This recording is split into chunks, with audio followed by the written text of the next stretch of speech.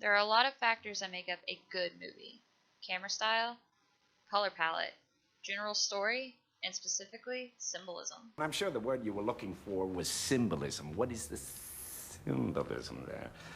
Symbolism is the art of hiding meaning behind something seemingly non-related. For example, it's fairly common to see freedom represented through a flying bird. Freedom is something that can only be applied to humans, but as birds are not bounded to the ground, they're a symbol of freedom.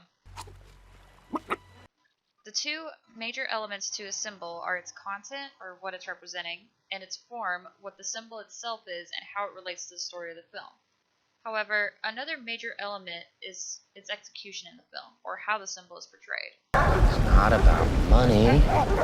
It's about sending a message. It goes without saying that symbolism is shown in films in a variety of ways, whether it's a character's actions, their dialogue, even specific objects can tell a story in their own right. However, for a character to hold their own symbolic meaning, that character is typically tied to an object. I got a jar of dirt, I got a jar of dirt, and guess what's inside it? Take No Country for Old Men, for example. Anton, some would say, represents death himself. The coin he carries that helps him decide whether or not to kill someone illustrates that he's a symbol of the random unfairness of death that can reach everyone in every moment, including him.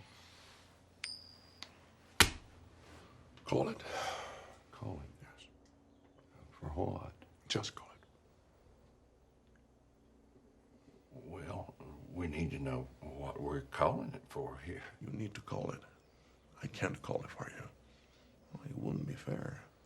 I didn't put nothing up. Yes, you did. You've been putting it up your whole life. You just didn't know it. You know what date is on this coin? No. 1958. It's been traveling 22 years to get here. And now it's here. And it's either heads or tails. And you have to say, call it.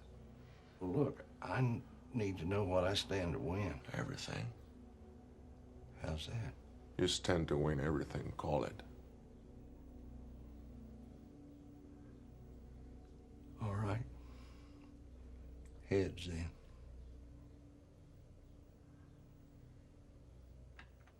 Well done.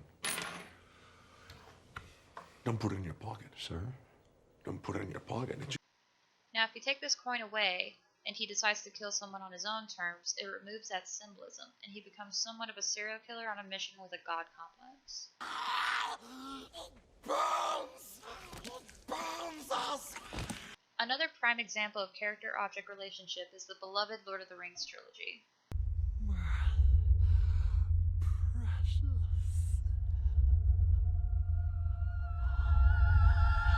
Gollum, or Smeagol, became the wretched creature he is because he found his precious ring.